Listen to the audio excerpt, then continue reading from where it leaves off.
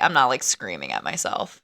I mean, I kind of liked it. I can scream at you guys, but at myself, no, I can't handle it. I will cry even if I. This so hard. Huh? Sorry. I like looked and I was like this. I was like, why am I doing this? Get over here! Because I was screaming. Hey, BBs. Hi, BBs. Welcome back. Welcome. My name's Caitlin. I'm Kaylee. If you're new, hopefully you are new and returning. Hey. Both. A podcast by Baltimore Bitches for Baltimore Bitches. Uh-huh. Okay, I'm going to just say right from the top, our friendship hinges on me locking in. So I'm just going to let you lead the cavalry because I cannot sacrifice. Because Kaylee has some shit to do. She's packing. She's going to the airport right after this. I have a flight to catch. Catching flights. I'm catching feelings. Lock in. Let's fucking yap, okay? Lock in. Let's yap. Pew, pew. Say it. Play the fucking music. Play the fucking music. You heard her!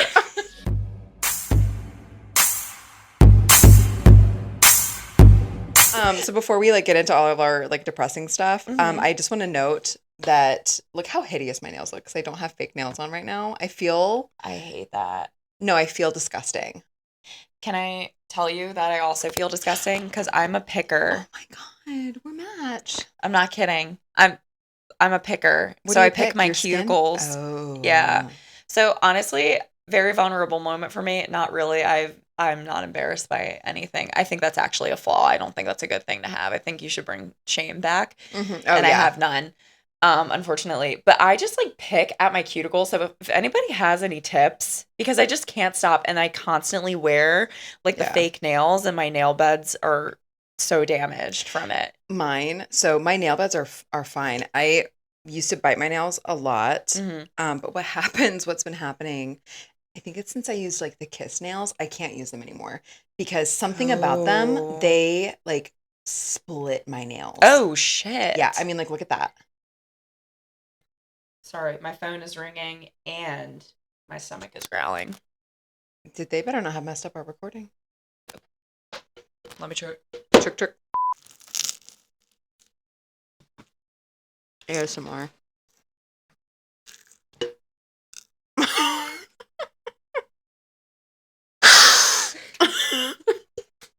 Wait, hold on. I don't want to get honey on it. Well, why don't you eat and I'll hold the...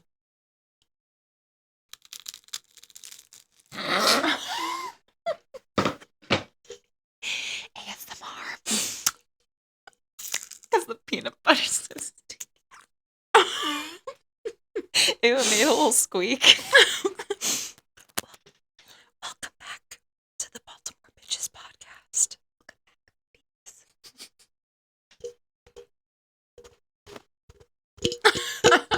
Sorry. I don't watch this is not, we're not locking in. That is such a sidebar. I'm shaking. I'm quaking because I was like, it can't be me. I actually had an idea for merch that says, I think it should just say, can we sidebar? Or this whole podcast is a sidebar. So cute. Let us know. Let us know if you like it. I love that. I love it. We want your opinion, but we like it. So we're going to do it anyway. If you guys are interested, let us know. We'll put it in order. Yeah. I like how we said that, our third episode, we're let us know if you want merch, we'll do it. And then we've never done anything.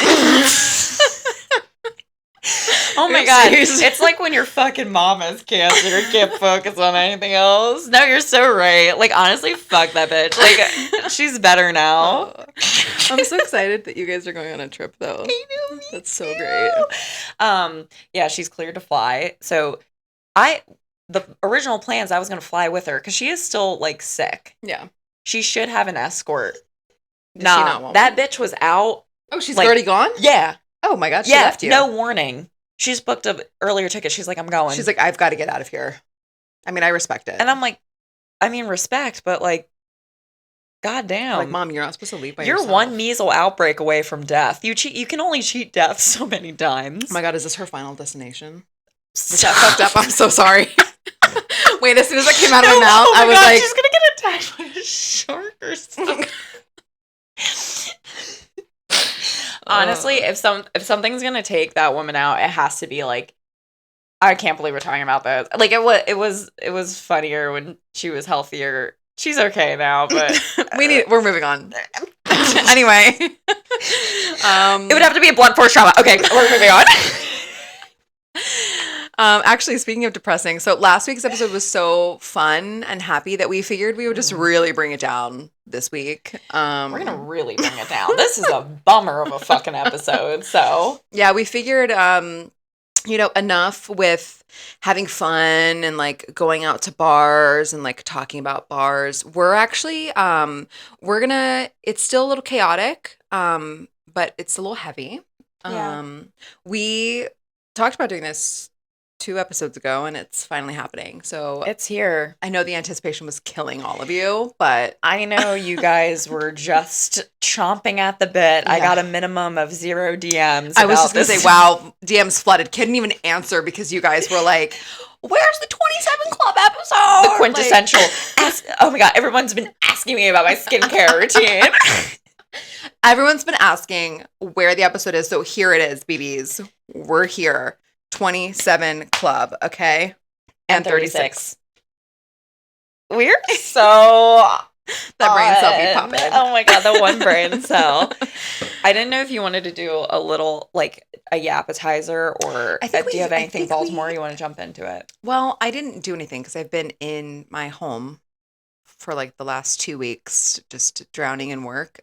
We didn't even go to Pussers, which I wanted to go to. Yeah. We didn't go to the Worthington, which I wanted to go to. Or Bellini's. We didn't go to Bellini's, which I wanted to go to. So those are the 3 we're going to next. I know the Savannah Bananas were in town. Couldn't even go to that. I am honestly concerned I think it's just a dance team. And I bet I don't think they even play baseball. I don't know. Because I'm like, why? I'm like, oh, they're like backflipping. And I was like, is it a show? And then All Time Low was there. And then I think it's just they're there to party. I think they're there to party. I don't know. They play baseball, but I can't. I don't know because I couldn't go. Yeah, I don't know. You couldn't go. I have no idea. But once we go to those bars that we've mentioned, then we're gonna continue on with If This Bar Were a Man, and we'll let you know what kind of a man those bars are. Someone said go to Root Kava, so we have to go there. Yes, we have to go there. We'll check it out. I have a feeling that bar studied abroad. Oh. I'm already going to say that. I think that bar studied abroad, but we will have to see. So stay tuned for that. All right. We'll let you know. All right. But yeah, otherwise, what you got any appetizers? Yeah, fucking any appetizers. I have a ton of appetizers. But I think it was like a couple pop culture things, but honestly, those could probably it's a pop culture pod. We can. I guess we could circle back so we can bring the mood back up. Let us know in the chat. Back. We'll circle back because it's nothing like really pressing. It's just like a few things like I saw that are funny. Just about my TikTok algorithm. Oh, has it changed? I realize it is now a life cycle of nothing's really there. We're in like this weird in between of ads and people yelling at me to do a TikTok trend and telling me to make a video every time I get on TikTok. And then we go into, oh my God, we're so back, baby. Oh. And then so I had we had great laughs. We've been just, getting a lot of information, a lot of laughs. And now we're going into the downtrend of the cycle, and of this life cycle is really depressing shit. I'm on Hurricane Katrina TikTok. I just want to know how you get there. You know what TikTok I'm on? What? Magic TikTok. That's so cool. Why am I like this?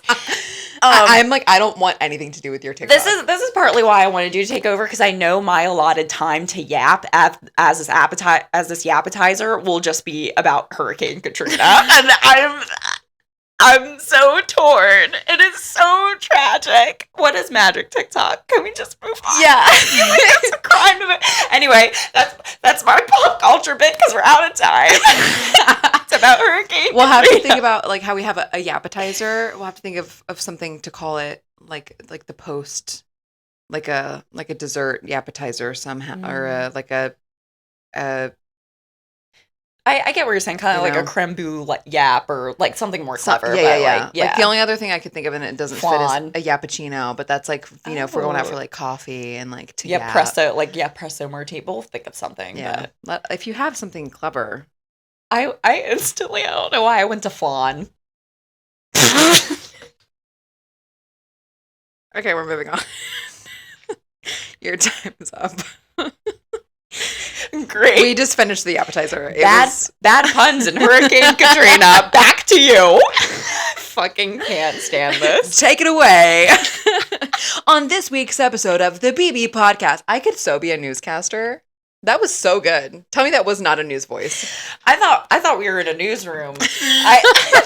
It's not the 3 hours of sleep I got today. It was just. All right then. So, oh my God, it's back. So now we're back. Oh, okay. I just think it's interesting. You can spend your time talking about magic and speaking an English accent. I got stuck with Hurricane Katrina. I really pray for those people. Someone send Caitlin some TikToks, please. For the love of God. I mean, now I'm like locked in. Now I'm watching a documentary. I go down this whole hole. Anyway, we have to move on. I can do a whole episode on Hurricane Katrina. I'm talking too much because now I feel like I'm offending people. Let's just I feel like I'm offending everyone. Okay. It was a horrible thing that happened. Okay, moving on. We have to move on. What year was that? 2005? Mm-hmm. Wow. Yeah, I was like, how? Kaylee. Okay, we have to move on. I'm so sorry. Okay, all right.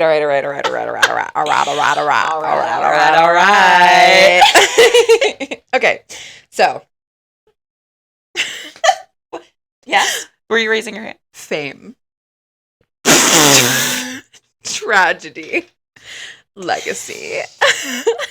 Okay. Names that shaped the music industry forever. I'm not kidding. My intro sounds like this. I'm trying not to laugh. I'm trying to take you seriously. The 27 Club. Okay. All right. So if you don't know what the 27 Club is, welcome to the show. I'm going to tell you. Okay. So regardless of what you think, whether it's a coincidence, a conspiracy, tragic timing, there is a fact out there that exists where there's a plethora of celebrity deaths, over 50, where they all died at the age of 27.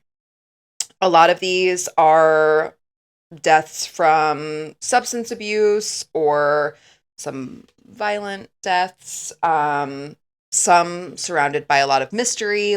Some of them are very, very eerie. We have a few that we're going to talk about. I'm going to focus on one in particular today. Mm-hmm. And I know what you guys are thinking. The most infamous one, Kurt Cobain. I'm not going to talk about him. Not today. Plot twist. Not today. I thought that's why you wore the flannel. I was like 90s. I know. I got you. No. But Kurt Cobain is one of them. So we have Kurt Cobain, we have Janis Joplin, we have Jimi Hendrix, we have Jim Morrison, we have I'm so thirsty. Amy Winehouse. We have so many of these celebrities that are just so iconic and that have really, truly changed music. Mm-hmm. I mean, that's a fact. Sorry. Yeah, I mean, you're right. So I'm going to get started, and then we are going to also shine a light on a little bit lesser known club called the 36 Club, but is still equally as chilling, as haunting, still as iconic. So I won't speak to that yet. We'll let you fester on it, and then we'll get going. So get a drink, light a candle, and get ready to cry. And let's go. Let's go. If you didn't lock it in already, lock it in. We're yapping. Double yap. Now get your tissues. We're crying. Lock in. Let's cry. Okay. So I'm going to kind of follow along here because I organized this and I wrote it all out and it's really good. So if I'm not looking at you guys, that's why I'm sorry. I got it. So we're going to talk today about Jimi Hendrix. Who is Jimi Hendrix? Do you know him? Do I know? You better. Is that rhetorical? I'm sorry, I didn't know because I love. Yeah. Okay. And I hope that you BBs also know who Jimi Hendrix is, but if not, welcome. I felt like you were talking to Hannah. She probably doesn't know. Hannah? I know she has a T-shirt though. I know she has a T-shirt. I don't think. What? Don't they play Smoke on the Water? I'm like, first of all, that's a man. It's one man. That's not a they. And that is no. Nope. Okay, so I'm hoping that you guys do know who we're talking about, but. Originally, he was born Johnny Allen Hendrix. Later changed his name. His dad actually changed his name to James Marshall Hendrix.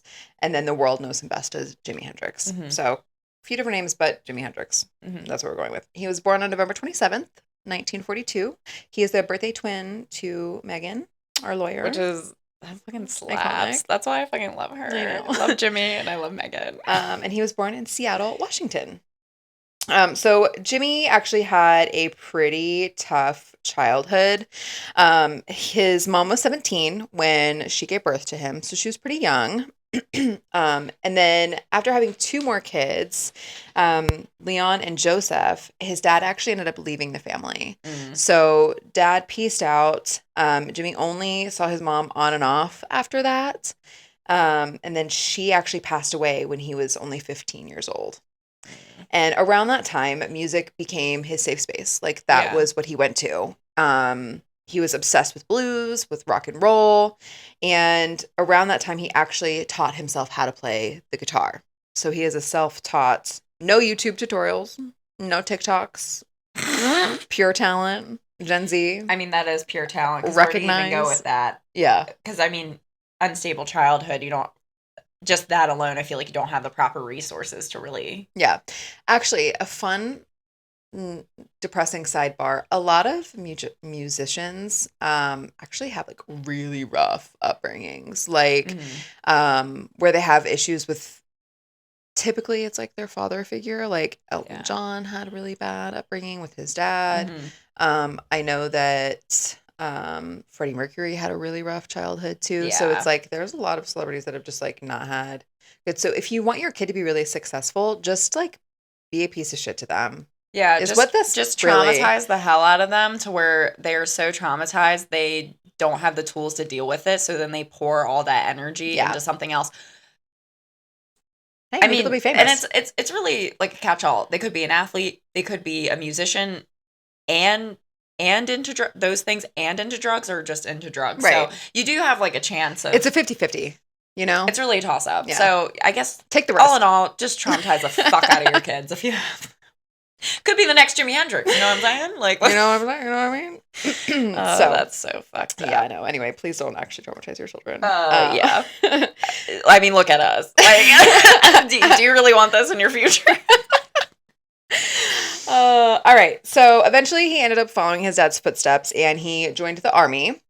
While he was enlisted, he did still make time for music. He still played, and he actually formed a band called King's Casuals.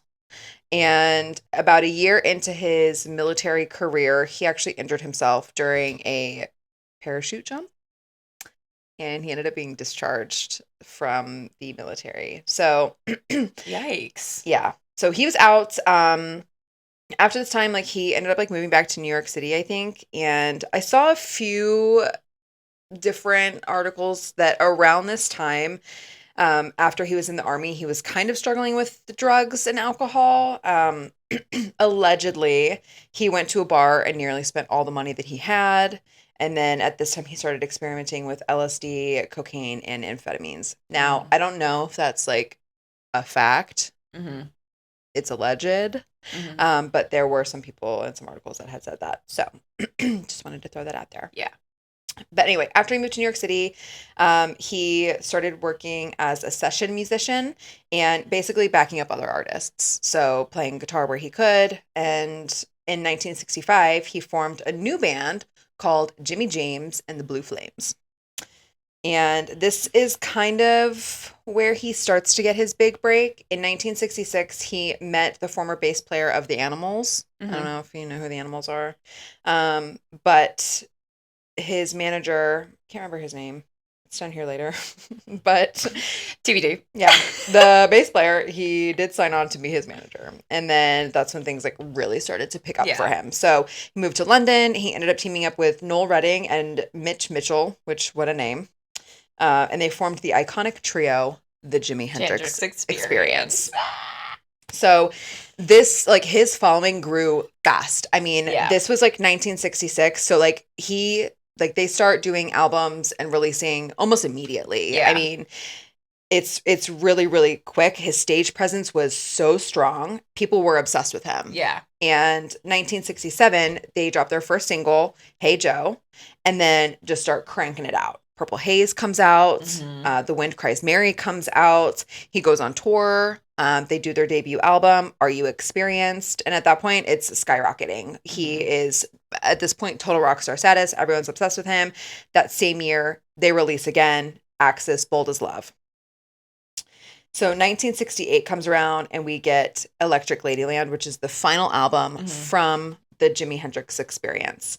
So during this time, it's said that behind the scenes of the album creations, of the music, of the tours, that things were not great. It's rumored that there was heavy drug use on tour, as well as heavy alcohol drinking. Most sources actually do say that the drinking was the problem. Yeah. That drinking was really heavy, and it started to really take a toll on Jimmy. So by June 1969, the Experience had broken up, but Jimmy is not done with music. He wants to continue on, obviously. I mean, he's made 3 successful albums. Yeah. He wants to continue going. So he actually played in Woodstock that year in August, which... Iconic. I mean, there's literally no other words for that. I mean, I just feel like how cool... He does have such a stage presence, and he just, like... Like, how cool would it be to have gone to Woodstock in 1969? I would just... Like, it is all vibe. That is, like, who I would want to, like, see. You know, those, like, questions and, like, trends of, like, who would you want on your podcast? Jimi fucking Hendrix, you know, of course. You know who I would want to see? And I don't remember the name of, like, what the show was. But it was one of, like, I think the last ones that they did. But it was Queen's performance. Freddie Mercury. Wow. They did, Yeah. What was it called? I'm pretty sure that it was Live Aid in 1985. Oh, okay. It's, like, where he's wearing, like, the white wife beater and, like, the jeans with, like, the black belt. Okay, yeah. And there's just, like, I mean, hundreds of thousands of people in the crowd. It's, like, outdoor. Like Lady Gaga at Rio, like, kind of numbers. Yeah. It was, like, a huge, huge show. And, like, that's probably where I would want to go, I think. Yeah. But honestly, that would be fucking sick. Yeah. But Freddie Mercury is a whole other story. He's not part of the 27 Club, so we're going to move on. Sorry. We're going to move on. But anyway, so he plays in Woodstock that year. He's actually the last act to take the stage, which is really cool. He played, like, a distorted kind of rock version of the Star Spangled Banner. Yeah. Of the Star Spangled Banner. Which, I guess you had to be there. I don't know. Did they record? Could you have videos back there? Like, is that available? I think I want to say, like, there is a video of it. I'm stupid. Sorry. They literally made movies in the 1930s. Okay. Of course they filmed Woodstock. Yeah. And then the 1930s, which we'll move on to after this. Speaking of the 1930s. Or not the 30s. Jesus Christ. Anyway, keep going. Yeah. Okay. So, after this, he actually does put together a new band because remember, Jimi Hendrix Experience is done. So he puts together a new group called a Band of Gypsies. Allegedly, at this point, his addiction to heroin is escalating. The band never really gets their feet off the ground. They're trying to focus on a new album together called First Rays of the New Rising Sun, but they would never get a chance to finish it. And I don't really know how much progress they made into the album either. His live performances kind of start to decline at this point. Substance abuse and drinking was catching up. The energy was just not there anymore. So people say. His final show, which no one knew would be his last show, was actually on September 6th, 1970. And it was at Open Air Love and Peace Festival in Germany. Apparently, the vibes were atrocious. Oh, really? Yeah. Like, it was pouring rain. It was high winds. The crowd was over it. Yeah. And the band literally got booed. Oh, shit. Yeah. And the last song that Jimi Hendrix ever played was Voodoo Child. Oh, wow. I didn't know that. Yep. So after September 6th, fast forward about a week, we're at September 11th. Jimmy does an interview with Record Mirror, and this is the last interview that he's ever going to do. And by this time, he's actually in really rough shape. He has the flu, he's exhausted, and it was clear that the pressure is, like, really taking a toll on Jimmy at this time, physically, mentally. And one thing that I'm going to talk about a little bit later, but kind of putting it in here now, I believe at this time he's also in discussions with his manager about like leaving. Like he doesn't want to be managed by, I think his name is Ethan, but we're going to find out here in a little bit. So you just can't remember. Watch it not even be in there. I know. So the interviewer actually asked, this is a very famous question, do you feel any kind of compulsion to prove yourself as King Guitar? To which Jimmy says, I don't even let that bother me. They say a lot of things about people that if they let it bother them, they wouldn't even be around today. King Guitar now? Wow, that's a bit heavy. So it hits a little bit differently because 7 days later, the morning-ish hours of September 18th, Jimmy is found unresponsive. Oh. So he is staying at, I'm going to totally butcher this, so I don't know how to say this, but Samarkand Hotel. Was he in France? Was that? It's in Notting Hill. I think it's in London. Oh, okay. It is in London. It is in London. Cool. Okay. I was like, it's one of those. It's a European city. That's all I could remember. It's from where my people lived there in London. You know. Oh, yeah. Yeah. London. London. You and Fergie are so close. So okay. Anyway, so he's staying at Samarkand Hotel in Notting Hill with his girlfriend Monica. Danneman, Monica. Yeah. Her name's Monica. According to her, they go to sleep at 7 a.m. that morning. Yeah. Okay? Yeah. They were partying. They were partying. There's partying and partying. Yeah. So they were doing the latter. She wakes up a few hours later, sometime a little after 11 a.m., and allegedly and reportedly, Jimmy is covered in vomit. His face is covered in vomit. Yeah. And he was breathing noisily. Like she mentioned, he is breathing very loudly. She said it sounded like he was choking. Oh. And at 11:18, she calls for an ambulance. Oh, God. Okay. By the time the medics arrive, Jimmy is completely unresponsive. He's rushed to the hospital. And after 30 minutes of trying to revive him, he is pronounced dead. Yeah. So the official report says an overdose. Allegedly, it is a combination of sleeping pills and alcohol, and he choked on his own vomit, and the cause of death was asphyxia. Okay? But it doesn't really add up, and I'll tell you why. So we'll start with the pills. Monica claimed that 10 of her Vesperax, I don't know. It's a kind of sleeping pill. That 10 of them were missing and that Jimmy had allegedly taken 9 of them. So that's 18 times the recommended dose of sleeping pills. She also said they had wine that night, making the mix even more deadly. And then there's, his name is Eric. Oh, so close. So close, babe. So Eric. So he said that when he arrived at the hotel, the ambulance was already leaving, which contradicted what Monica's version of events were. Yeah.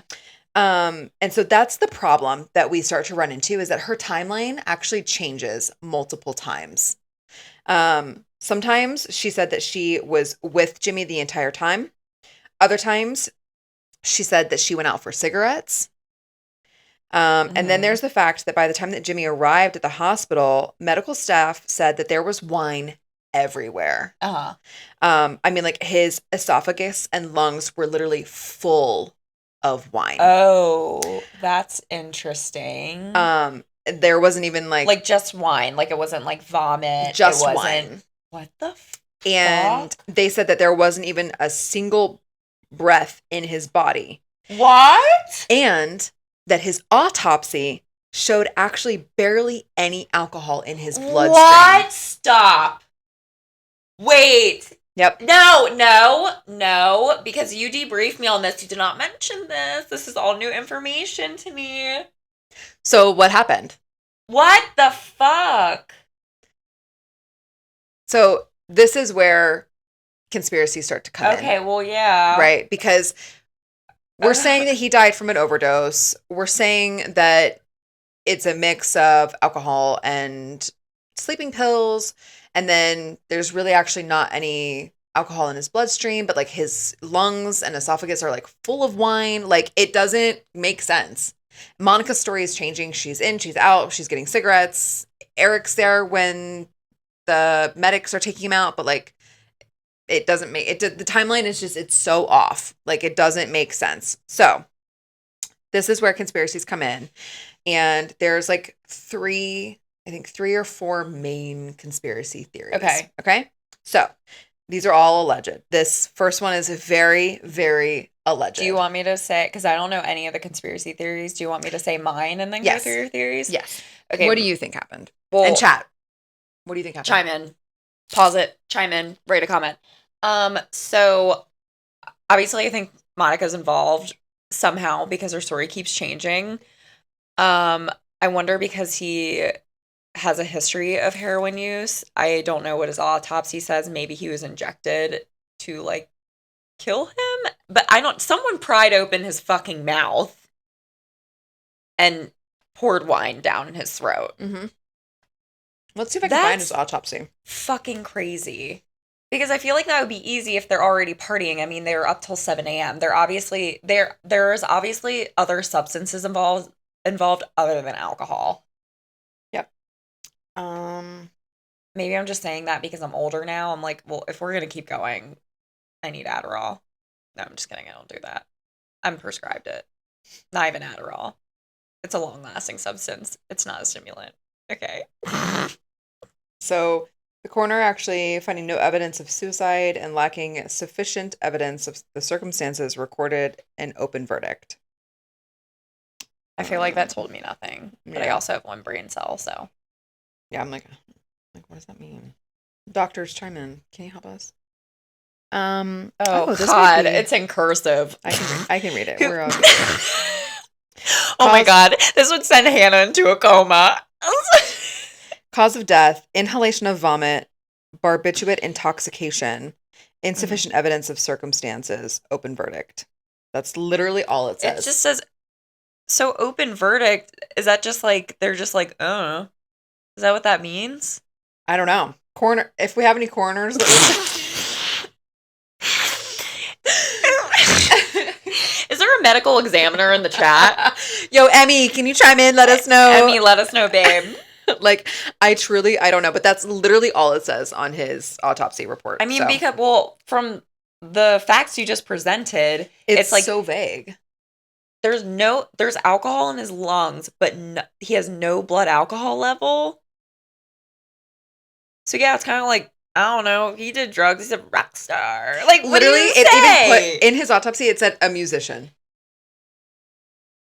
Come on. Anyway. Is that, I don't think that's practice. Okay, keep going. So you think that it was like a staged kind of situation? I think it was a stage sitch. I think, I can't believe I can't believe there's wine in his lungs. Someone was pouring wine down his throat. Okay, so keep going. Yeah, okay. I don't know. Okay, so the first theory is the murder by manager theory. And this one is the one that is very, very alleged. Okay, so there's a former roadie, and his name is James Tappy Wright. And he came forward years later with a very wild claim. He says Jimmy's manager had confessed to killing him. And his manager is actually Michael Jeffrey. I'm not sure who Eric is. Sorry. Maybe Eric. Eric was his manager at one point. Eric is from The Animals. Oh, okay. So I don't know like at one that point. Era. Like that era. So maybe they're still friends. Like, I don't really know. Sorry, guys. The Erics are shaking right now. Yeah, I'm sorry, guys. I don't really know. But Eric is not the current manager at this point. It is Michael Jeffrey. Yeah. Okay. So Tappy says that Michael Jeffrey said, I killed him. Mm-hmm. According to him, he said that Jeffrey was worried that Jimmy was about to leave him for a new manager. and that he wanted to cash in on a $2 million life insurance policy that Jimmy had. So Tappy even quotes him saying, "I had to do it, Tappy. You understand, don't you? I had to do it." He claimed that Jeffrey and others forced sleeping pills into Jimmy's mouth and then poured red wine into his windpipe. To be clear, this has never been proven, Yeah. Okay. but Michael Jeffrey also has connections to the mob. Just throwing it out there. I don't know what those connections are or were.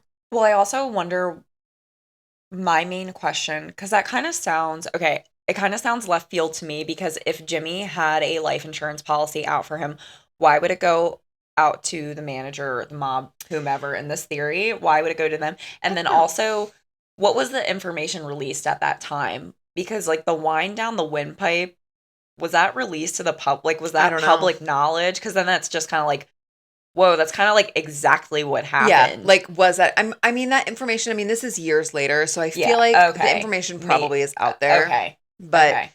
you know, But so the I don't know. internet wasn't a thing. I guess it just depends on when he heard. Like But word like, from out. Like, did he keep an article and was like, "Let me bring this up here"? right. Like, you know, I don't guess it know. would back then. They were really like fast. I mean, they are now too fast and loose with the news. So it could have been like public knowledge. But if Yeah. it wasn't, like yeah, because that's kind of fucking what happened. Yeah, Tappy, you're spot on, Yeah, my guy. I'm actually those are the exact events. Yeah. So I don't know. So Okay. that is theory number one. Okay. Second theory is the accidental overdose or suicide theory. Mhm. Okay. So some people do think that it was just the pressure. That Jimmy was so overwhelmed. I mean, he did that interview a week before he died. He's Mhm. exhausted. He makes this like kind of cryptic quote.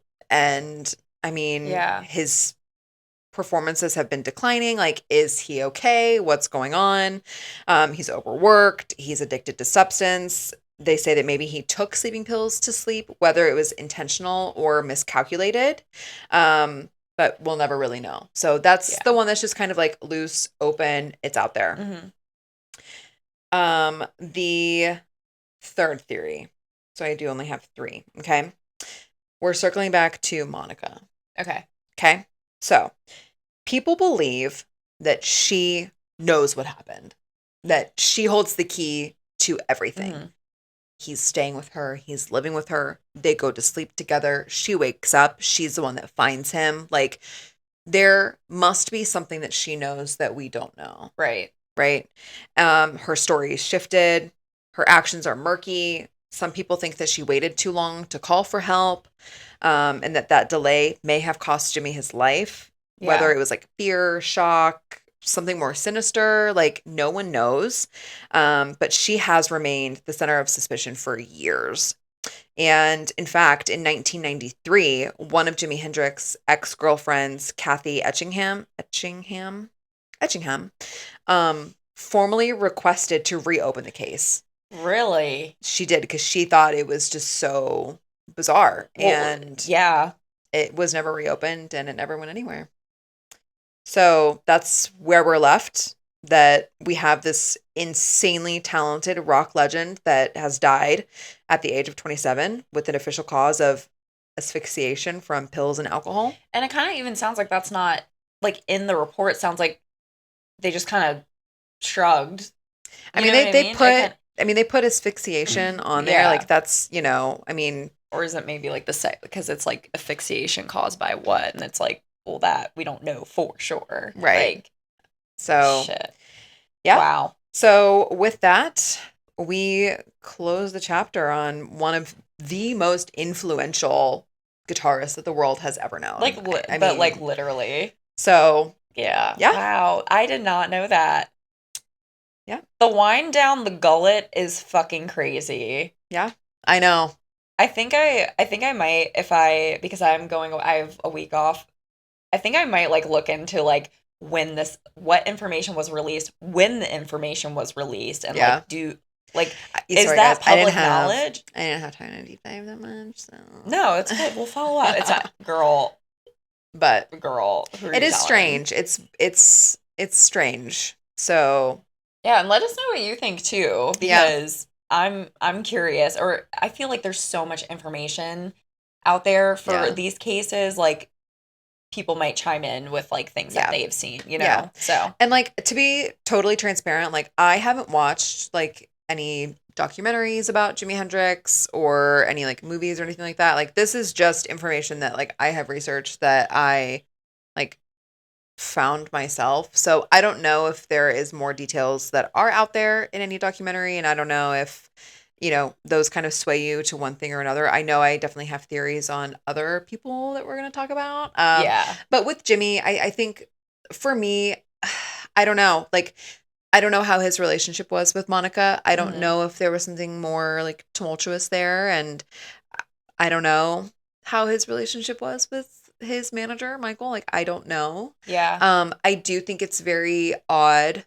Some of the variances in what Monica was saying. And I do think that it's very interesting that, years down the road, his ex-girlfriend wants to reopen the case because she still thinks Yeah. something's wrong. So I do think that there is probably an element of foul play for Yeah. sure. But I'm sorry. Just he drowned in wine. It wasn't even vomit. yeah, He drowned in wine. Like yeah. So, we're on that gonna depressing note. on that depressing note, we're going to move on to a darker, lesser known corner of the pop culture lore, the 36 Club. So, I think that you have a very glamorous Hollywood starlet for us. Yes. All right. Let me get situated here. I'm gonna go pee while you do that. Yeah, please actually. Tito, why don't you love me? Oh. I mean, he's got a point. I'm gonna try to force Tito to hang out with me as Why long as don't I you can. love me? Also, Oh wow, he's like I can't even answer that question. let me tell y'all, when I come into this house, I'm sweating. I'm sweating to make a good impression on fucking Iggy, okay? Oh. All right. All right, let's Are get we it. ready? We are. Oh my god. Oh my. Oh, Oh. Okay. We're so ready. Good boy. Oh, What? he is sat. You're going to like this one, I think. What is an icon? In the Me. 19 Iggy's. Don't worry, I'm going to tell you. What is an icon? In the 1950s, we can point out Audrey Hepburn, Elvis Presley, Mickey Mouse. But Period. But there is another persona who should also come to mind. Her looks would envelop many and would transcend for generations to come. An individual recognized by her silhouette alone, her looks didn't only make her iconic, but cataclysmic. A sex symbol and a movie star whose films grossed $200 million, which today would be $3.6 billion. Oh my god. Yes. Jesus Christ. Coming in at 5 foot 5 inches with platinum blonde hair, crimson lips, and a beauty mark on her left cheek. Today, we are talking about the life and the mysterious death of Marilyn Monroe.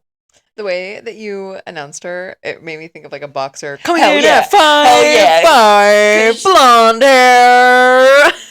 We have Marilyn Monroe. Yeah. Yeah. Exactly. Imagine her in the boxing ring. She's ready to go. She would honestly sway her hips and knock you on your ass. I know. She really would. God love her. An icon is defined as a symbol that deserves respect, but in my research, Marilyn Monroe has gotten anything but. And with that being said, at the top of this episode, if you couldn't tell already, with the 27 Club, thank you, Kaylee, I am going to issue a trigger warning for drug use, child sexual abuse, sexual assault, and suicide. So if you want to skip this part of the episode, go ahead, and we'll see you next week. And if you're saying, let's just jump right in, right, Eggy? Okay. Kind of like the 27 Club, there's just like a ton of fucking information out there. So much. I tried my best to cross-reference everything. So if you guys in the comments have anything you want to add, anything you want to correct, I welcome it. There's so much information. Yeah. But let's get into it. So June 1st, 1926 in Los Angeles, California, Marilyn Monroe, not actually born with that name. She was born Norma Jean Mortensen. So many famous people changed their name. I think it's mean, because I think it's just like a persona. Like yeah, that's her like this was her persona. Like she yeah, wasn't and I and you'll see like she's gone through so much trauma. I don't think she wanted to be Norma Jean. fair. She did not want to be Norma Jean. Yeah, Norma Jean had a really, really rough upbringing. yeah. So just totally separating herself from From that that person, person. yeah. Um, her parents, Gladys Pearl Baker, and her father, Martin Edward Mortson. Some lore related to that. We'll get there. They were only together for a couple of months, separated, and ultimately divorcing 4 years later. Um, Martin is on the birth certificate, but they think that that is not her actual biological father. Scandalous. This is in the 20s? Yes, this is in the Oof. 20s. Oh my God. And we'll get to Gladys because Oh, it's not good. Gladys, Oh, Gladys. girl. So, I mean, do you, girl? do you? But Marilyn really didn't know who her father was. She just claimed that that was Yeah. her father. Um, and honestly, he wasn't in the picture anyway. Yeah. So, moving on. Marilyn's mother, Gladys, was struggling with her mental health and finances at the time and made the decision to leave Marilyn in a foster home until she was 7 years old. During this time, Gladys moved to Hollywood to work and would visit Marilyn on the weekends at the foster home or orphanages.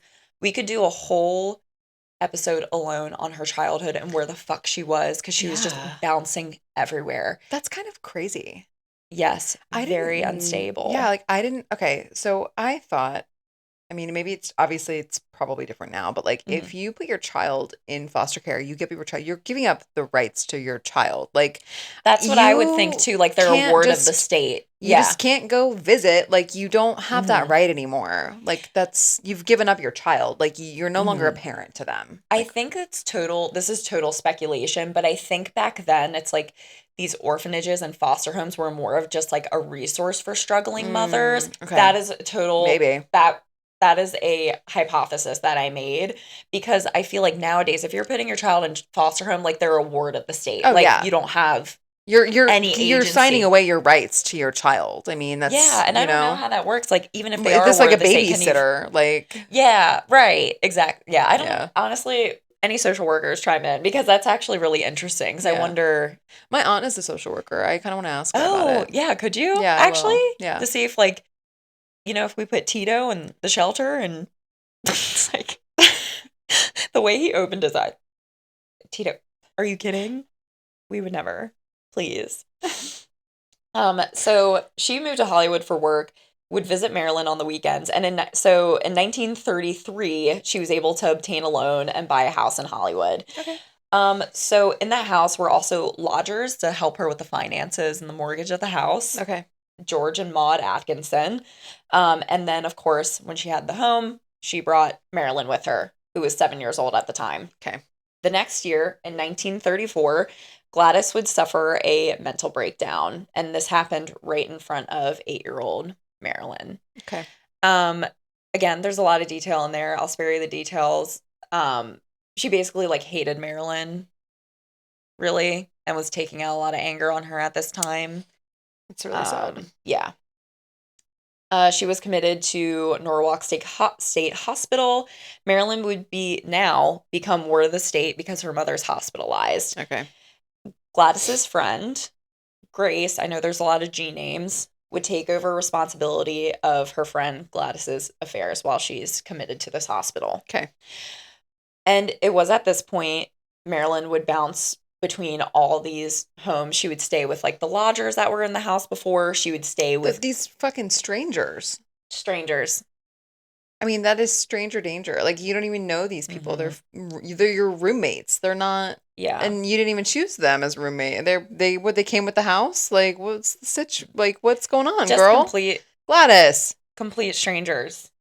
And they would say, so Grace, that's Gladys's friend, and Doc got her. So she would stay with them, Grace and Doc, and then just multiple orphanages and other foster homes. Um, so that's just to lay the groundwork of just how unstable her childhood was. And again, we're in as she gets older, she died in like the 60s. So there's no mental health Mm-hmm. resources, no therapy, no Lobotomy. medication. Your options at that point are a lobotomy or a lobotomy. So keep that in mind of just unstable as fuck childhood.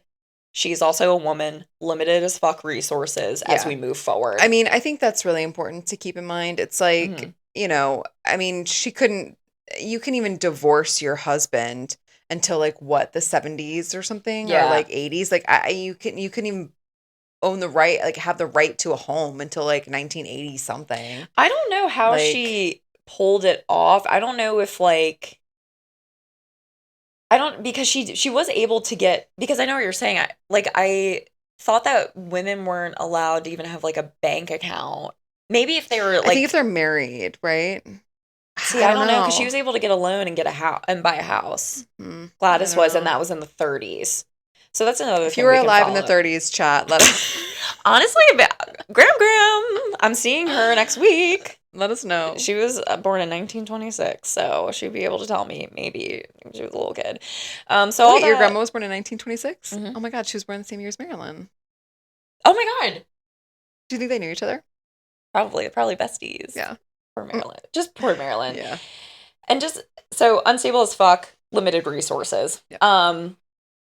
So along with the instability, it is mentioned in multiple resources that men from the families mentioned above have allegedly, in quotation, probably molested Marilyn.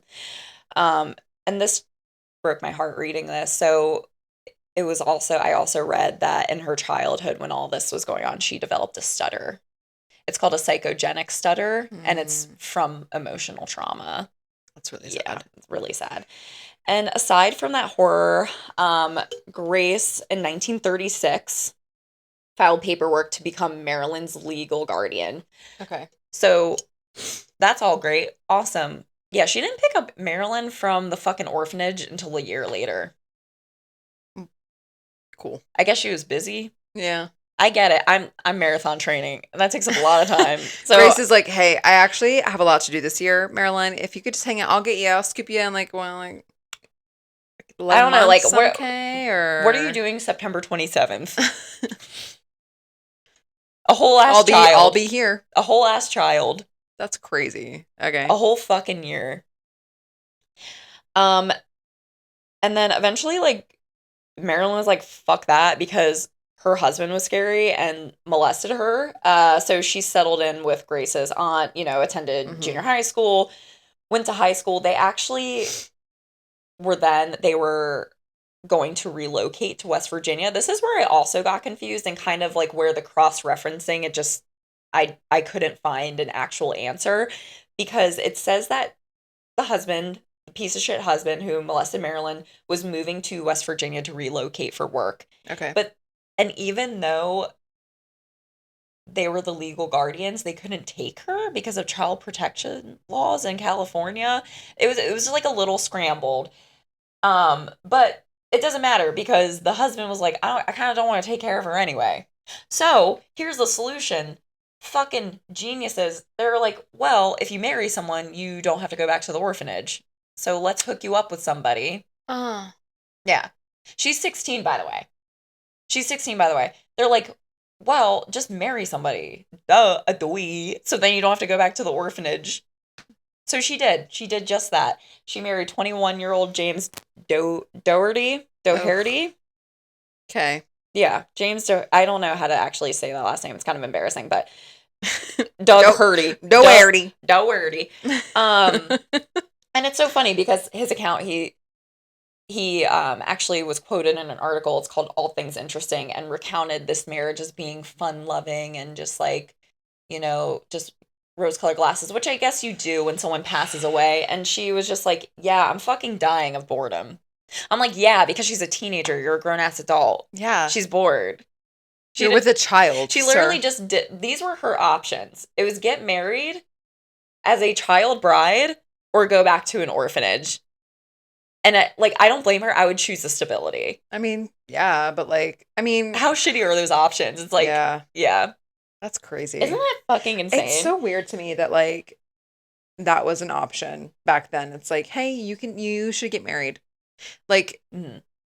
and I mean, 16 is very young, but like even in older times, like they would be like 14, 13. Like that's crazy. You're not even like, Mhm. you're a kid. Yeah.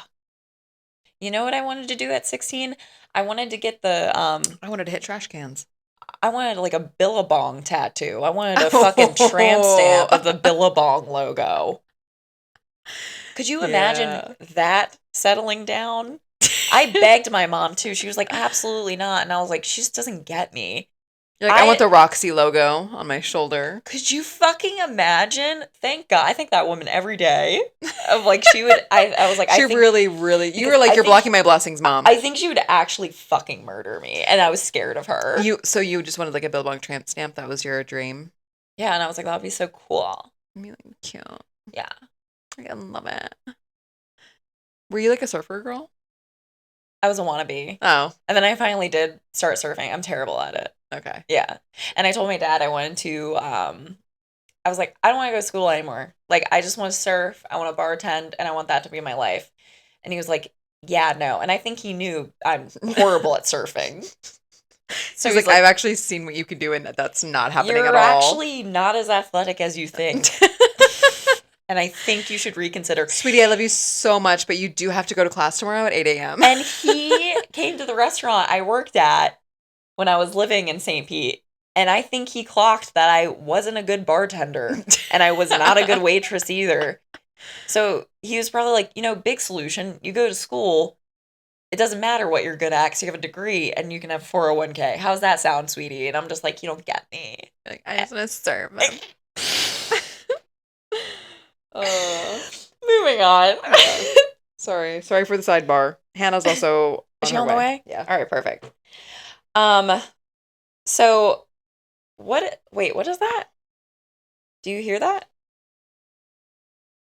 That's right. It's 1944, World War II. Okay. Her man, James Doherty. Oh my God, does he get deployed? Yes, he does. Does he die? No, he doesn't. Oh. Bummer. Aw. Aw. Oh well. So Marilyn moves in with the in-laws. Sorry, World War II is not a joke, you guys. Actually, that was a really bad one. It was a world war. like the world was fighting. We're gonna get canceled. Can you even name 3 countries that were fighting in the war? Can you? Yeah, the United States, Japan, Germany. Okay, that's what Italy. I was gonna say. Italy was also fighting. That's right. I didn't know that. No, I'm just kidding. Yes, I did. Tito, can you comment, please? He's related to Mussolini. Yeah. Talk about being canceled. Cut that out. Cut that out. Don't ever associate my dog with that again. This little angel baby. My little bun cake. Doesn't he look so cute? So I can't cute. stand him. My little babushka. Yeah. He's so cute. Oh my God. Anyway, so World War II happened. Tragic. Yeah, tragic. And we don't mean that sarcastically. I mean, it no, really we all know what happened then. Yeah. Okay. So he gets deployed. Marilyn moves in with the in-laws. She starts working in a factory. There's a photographer, David Conover. I felt like this is kind of well known. You know the poster with the chick, and she's like, "We can do this." So just basically taking photos, boosting morale of the war effort. Like, hey, women are getting it done. Like the girls are taking care of business at home because all the men are gone. The OG American Eagle ad. Exactly. You get it. Sydney That's another lore. That's lore for another day. Okay. Having a jolly old time. Okay. So they took pictures of her, didn't use her photos, but David was like, listen, you should model. And she was like, you're hot. You're kind of hot. You're kind of a stunner, girl. Come here, I just want to take some pictures. I just want so she was like, you know what? I definitely should. And she quit that factory. Good for her. Much to her husband's dismay and should not in-laws' have been dismay. working in a factory. She's way too pretty to be working in a factory. I think she knew that. I can only imagine with her childhood, she had low self-esteem, but I also think this man saw something in her, and I feel like it was also so progressive because she was like, I'm capitalizing on it. Yeah. I don't want to work in this fucking factory. Yeah, fuck that. So then she, much to her husband and in-laws' dismay, she started working for a Blue Book modeling agency. And since she wasn't shaped like a light pole and she had curves, they were like, you can only do like pinup stuff. But she fucking hustled. She was on the cover of 33 magazines. Wow. By 1946. Good for her. And then she wanted to do acting. So she did that. She was studying under Jean Harlow, which was pretty cool, and Lana Turner. And she wanted to focus on her career. So she dumped that guy, James Dougherty, and she fucking signed. Loser. Ooh. He probably was. That's what you get for marrying a child. Honestly, I don't know how. I would love to know that dynamic. He fumbled. Like, he fumbled. He did. He should have not been so boring. But honestly, like, she was a child, and she was like, of course she's going to think domestic life is boring. She's a child. Yeah. Like, she never wanted that for herself, I don't think. Like, this is what she wanted, and she fucking got after it. Yeah. So she signed her first studio contract with 21st Century Fox. I thought this was interesting because I heard one source saying she earned $125 a week, which today's standards would be almost $2,000 a week. Okay. Which I feel like that's pretty good, but I just don't know if that's true. Because I feel like back then that's a lot of money, and she wasn't in her, like, big roles yet. I mean, I think... And it's Hollywood, but she's also a woman. So it's Hollywood, she's a woman, it's 1940. I mean, it might... I feel like be a little bit more, but I mean, starting out, I don't think it's that low. Because that's like I don't think it's that low at all. $8,000. There was one that said that she made this source said she made $125 a week, but another source said she made $125 a month, which I would think that would be like her more of a stepping stone than $2,000 a week.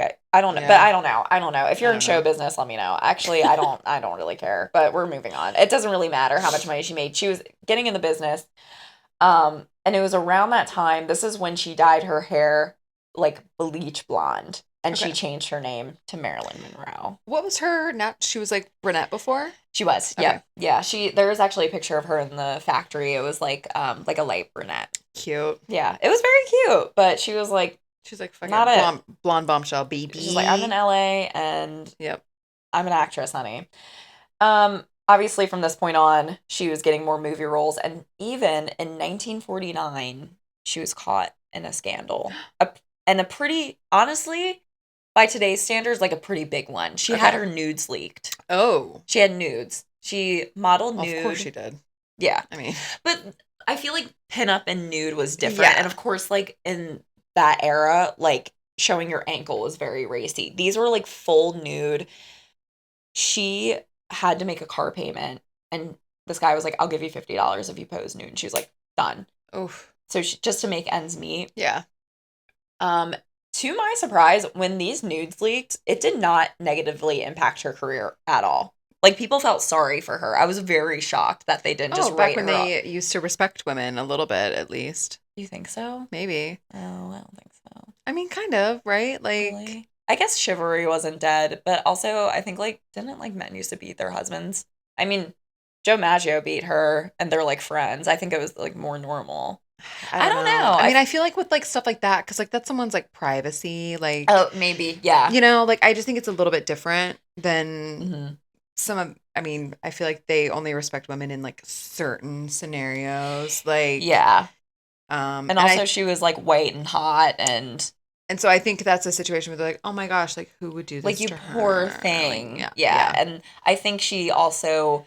during this time, she wanted to change it, but she was playing up this, like, dumb blonde persona. And it's like, I wonder if people kind of bought into that and were like, oh my God, like, who would this oh, poor, poor baby. helpless Yeah. baby. She just didn't even know. My goodness. Right, and she's like, I gotta fucking make a bag. Like, I'm struggling out She's here. like, I got bills to pay, and okay? I fucking love her for that. Yeah, it didn't impact her. People felt sorry for her, and fuck yeah. Also, great note on that. Fucking hate this guy. Head honcho, Hugh Hefner, Playboy. Ever heard of him? Unfortunately, yeah. You know, before we get into whatever you're gonna say, did you ever watch, what was that show? Bitch, I already... Girls Next Door. Yes. I love Girls Next Door. Holly Madsen, please come on. Yes. Please come on. Anyone from Girls Next Door, loved. please. Oh, and then Kendra, she was like the Chargers fan. Oh, loved her. God. Bridget, I never liked Bridget that much. I liked Kendra and Holly. So younger, I didn't like Bridget. Trust me, I rewatched some of the episodes. But now I like love Bridget. I used to love Kendra because she was like the quintessential like 2000s girl. Like, I'm not like other girls, but she was so hot and she could eat any. You know, like I drink beer and eat cheeseburgers, but she's like this size, and she's just like, I'm not like other girls, and I wanted to be that girl. Yeah, I was like, so she bad. is so cool, and like Holly was like just so prim and proper, and I feel like Bridget like just didn't have. She wasn't. She was just like there. Yeah, like. I was like, Bridget, you kind of don't really need to be here, babe. But like, I'm back sorry. then, but now, like, I watch it and I'm like, Holly, I still feel the same about respect. She just wanted to marry, whatever. I don't know. That's a whole other episode. Anyway, but like, I like look at Bridget now and I'm like, she's just so cute. Yeah. And so nice. Like, I would love to be her friend. Yeah. Anyway. So, Hugh Hefner, Playboy. We all have heard of him. He was like, Marilyn, do you want to pose for Playboy? After the scandal, she says no. Hugh Hefner, being the fucking problem solver he is, he just uses the nudes anyway that she took back in the day without her consent. Can you do that? I feel like you can't do that. Today's standards? No. Probably not. I wonder, actually, if it doesn't matter, because once she took the photos, I mean, whoever took them, like, that's their content now. Mm-hmm. Like, she sold them to that person.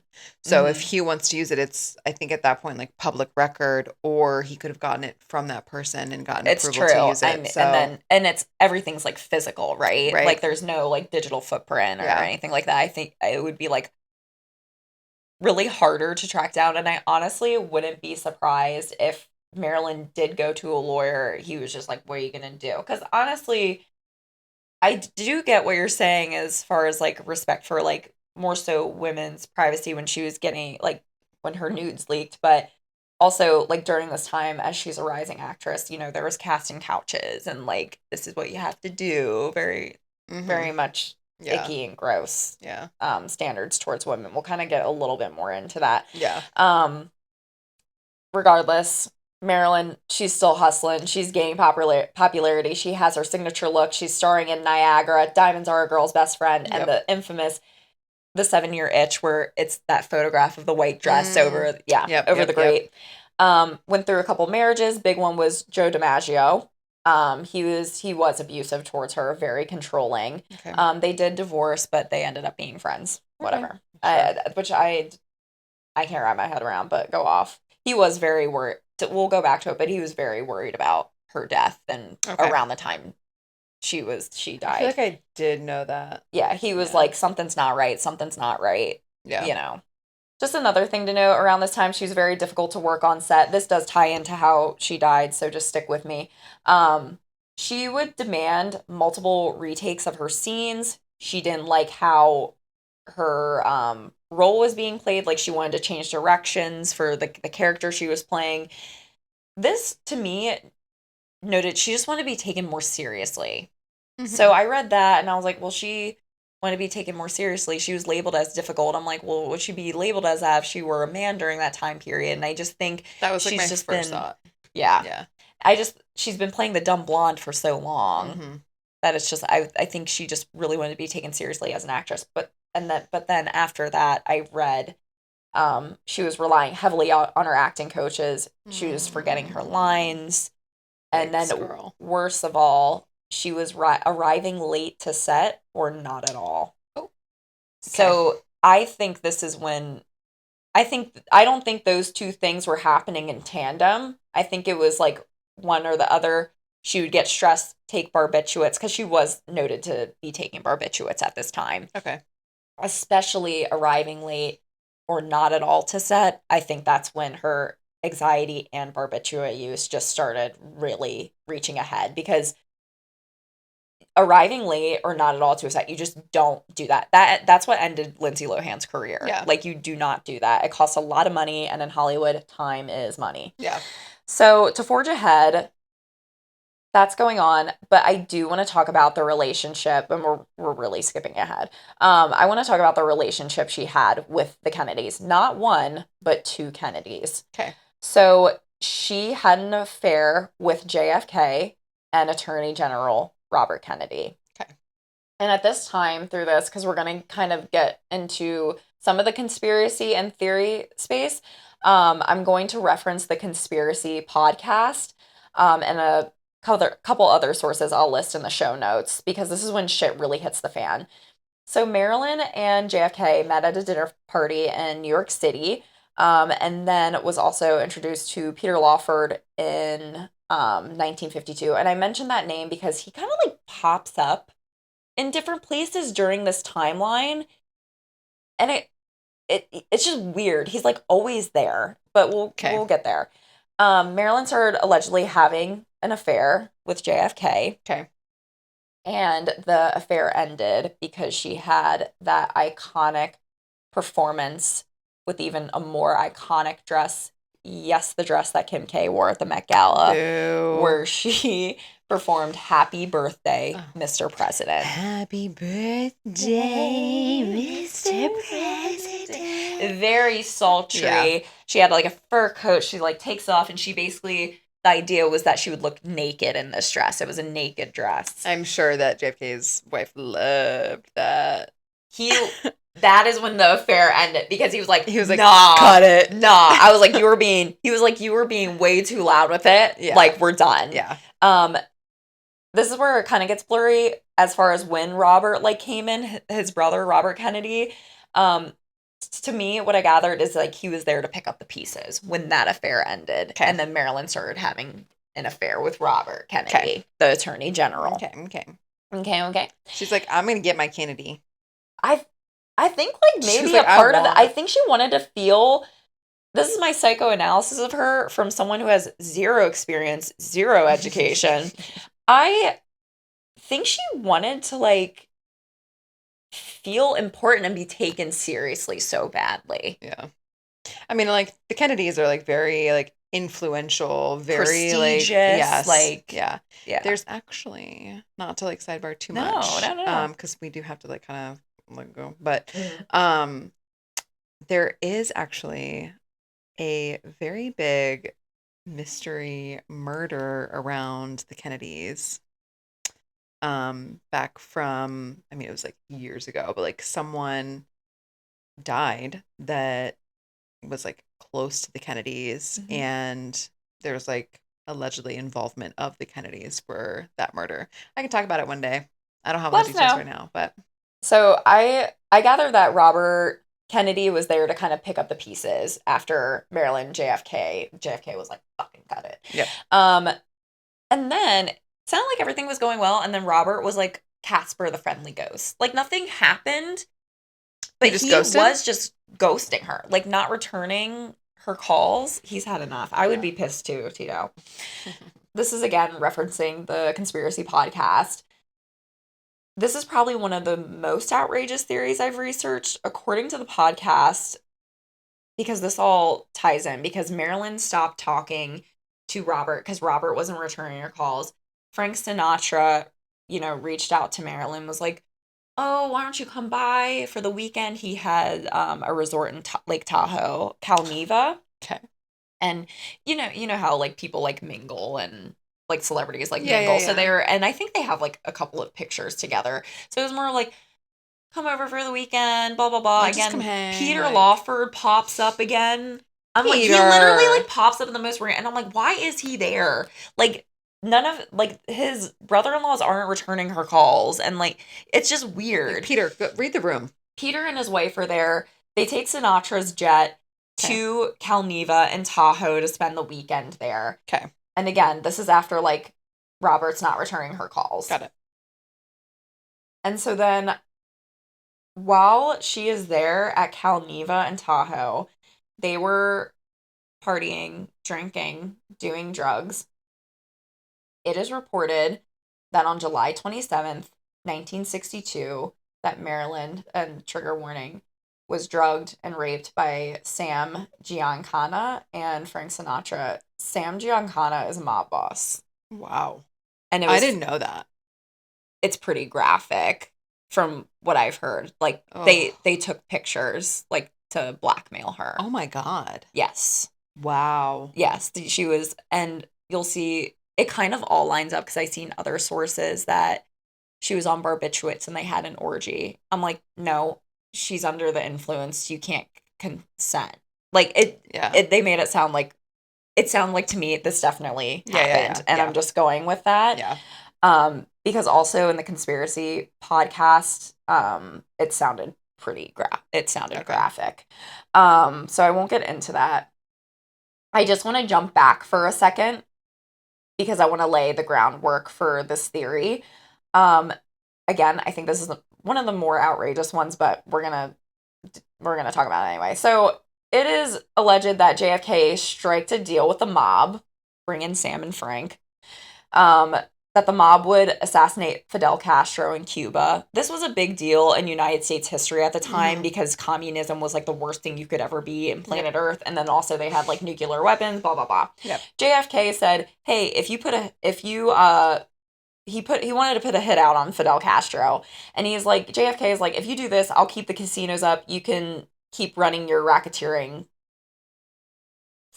You can keep doing your mob shit with the casinos, okay? How does that sound? They're like, great. Perfect. Love it.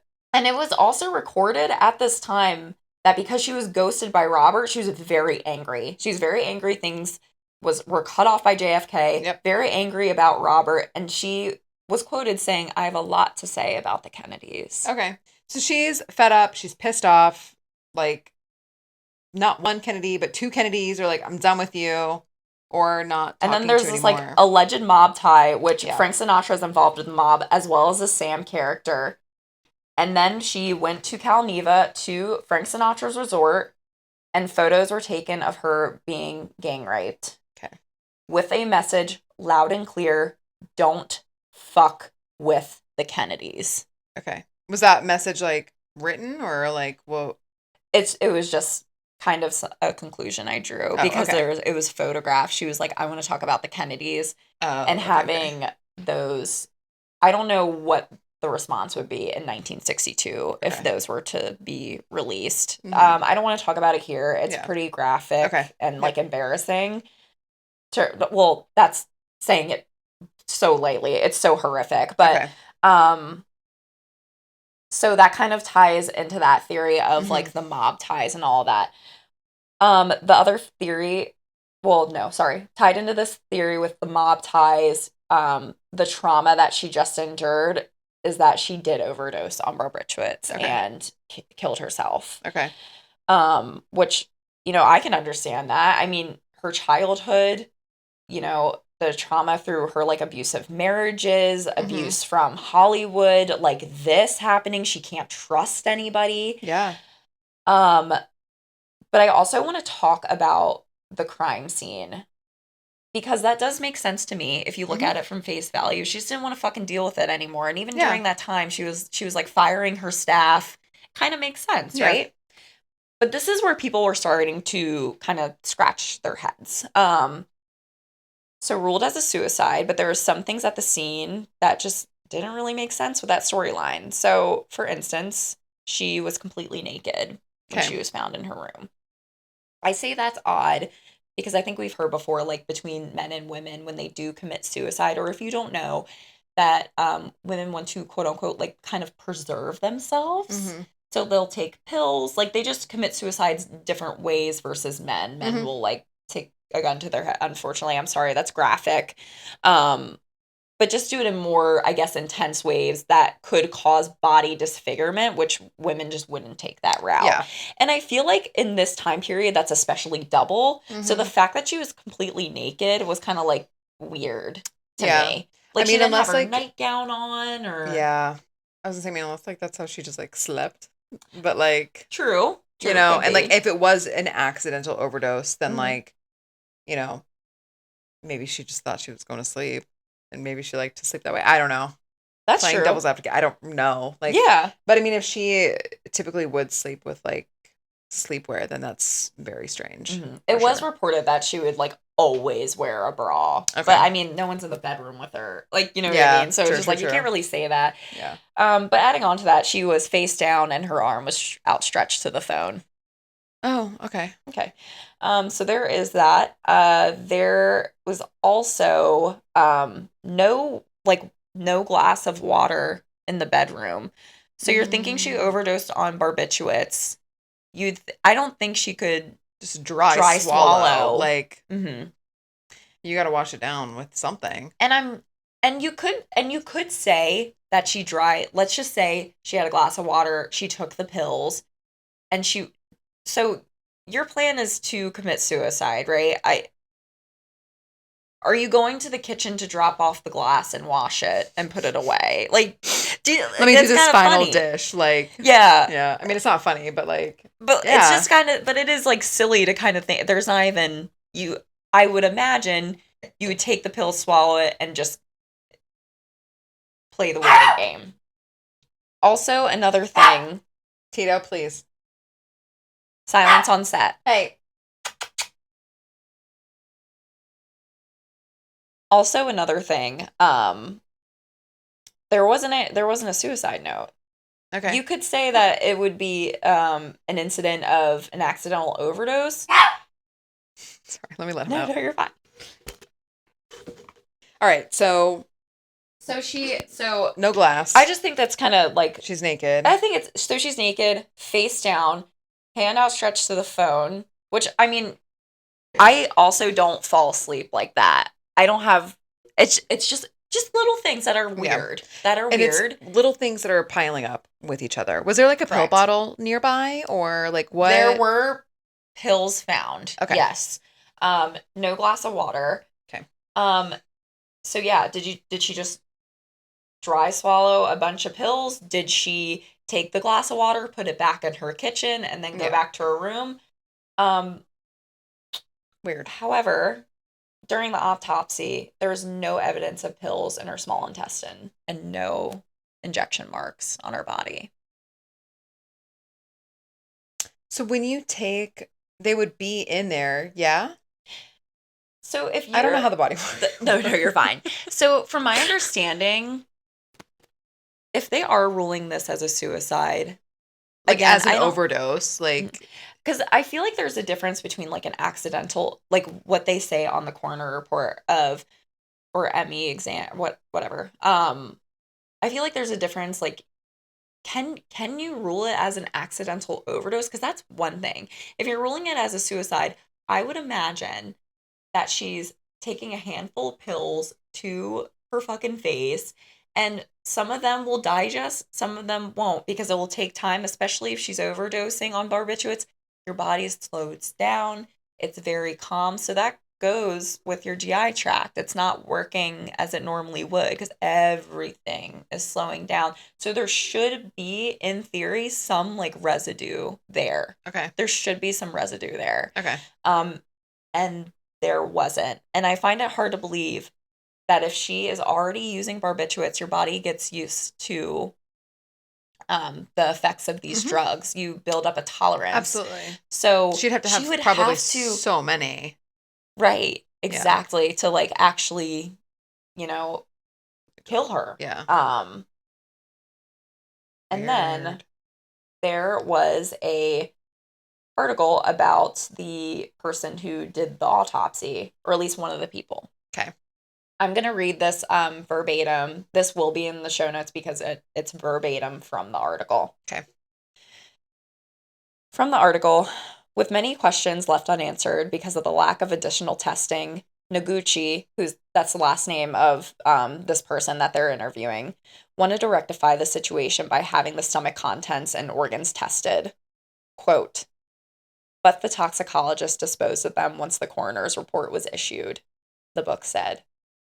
Quote, without a complete analysis, it was impossible to rule out that Monroe had died by injection rather than swallowing pills. But what could he do? He couldn't challenge Curfey or the head of toxicology.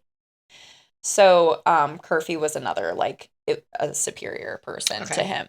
So it sounds like he wanted to do further testing because there's no pills in the GI tract. There's no injection marks. Right. What happened Yeah, he's here? like, I want more information. We need more information to really completely rule this as a suicide. Yeah. Like, I feel like and I don't know because I'm not in this practice, I feel like if there is a hint of foul play or just something that isn't adding up, yeah, you would push. Absolutely. But he felt like he wasn't in the position to do so. And this is like kind of theoretically from the horse's mouth. Yeah. In the article, it says, that's when he began to question whether he was inadvertently involved in a cover-up of a possible murder. Okay. So yeah, there's that. Okay. Theory number 2. With that information. On top of all of this, with that theory, it's not outrageous to me, the events that happened to Maryland. It's just, what's outrageous to me is that JFK was the literal president and had all these resources. Like, why would he hire the mob? Yeah. To do that. Yeah. So that part was kind of like, I mean, yeah, and unfortunately the other stuff did actually happen to Marilyn Monroe. Another thing, so another theory number 2, the CIA killed her because she had ties to the Communist Party. I feel like I've heard that one. I've heard that one, yeah. And I think she did, question mark, or she didn't, and she was talking to people who were communists, maybe. And they were like, we don't like that. And she had all this information because of her affairs with the Attorney General and JFK. So that's a threat. Yep. So that's theory number 2. Yep. And theory number 3, of course, is that the Kennedys murdered her. There are reports that Robert and Peter Lawford were at her house in Los Angeles. Everywhere. Peter is everywhere. Why is Peter everywhere? Yeah. Like, was Peter keeping tabs on her, like, this whole time? Like, is that why he's everywhere? That's part of the theory, yeah. Yeah, that makes sense. I honestly, and Peter is everywhere. I will link I have so many articles I have fucking read. There's so much information on this case.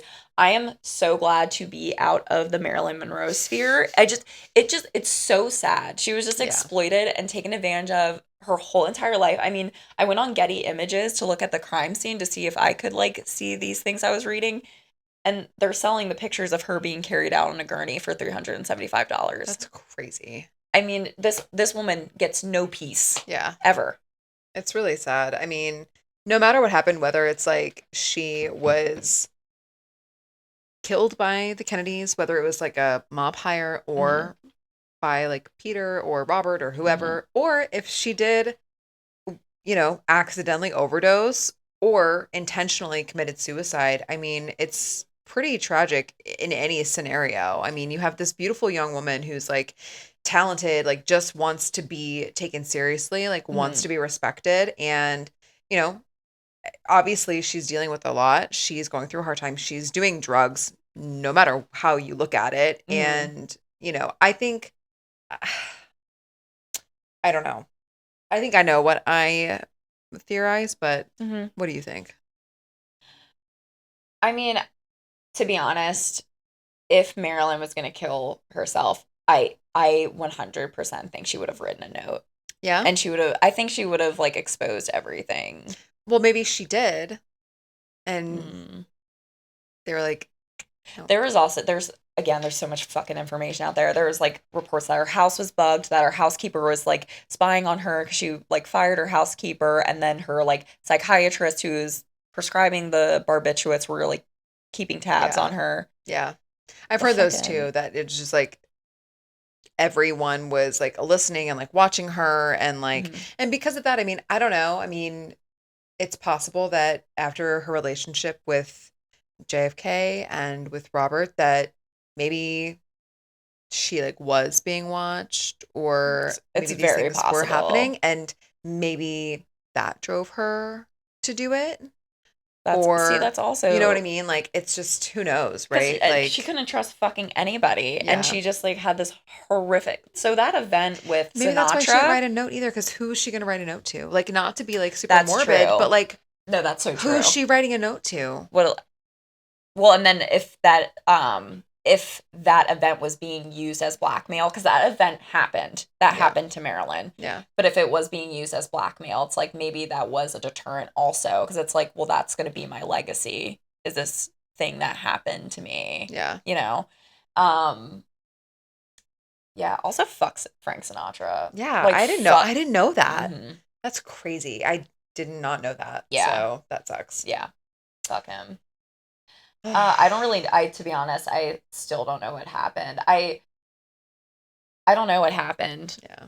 I mean, well, that's the thing about these. But there's definitely foul play. That's like all I know, Yeah. but it's just like, I mean, I feel like with any of these that we're going to talk about, I mean, there is going to be some degree of foul play involved. yeah. I think, like, no matter what, I mean, I think, especially when it comes to a suicide or an accidental overdose or anything like that, when you're dealing with like drugs and alcohol, I mean, the area gets so gray because you don't know what state of mind that person is in, and you don't know what the people around them, like, you don't know anything. Yeah. You know, like, I feel like it's so hard to distinguish, and you're only seeing these things as an outsider, and so it's really hard to piece those things together and know what's actually happening, and you know what's not, like, what's just being fed to me. I don't know. Yeah.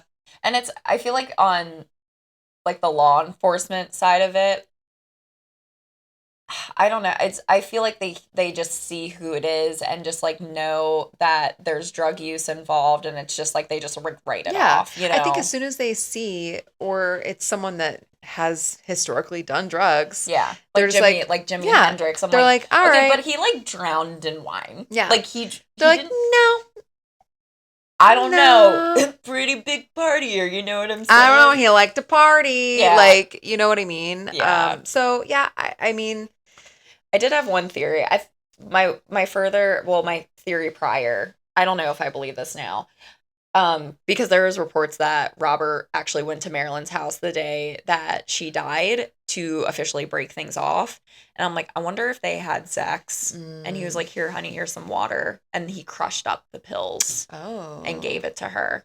That would make sense why there's like no glass, because he probably would have washed it, cleaned it, so there's no evidence. Like, yeah.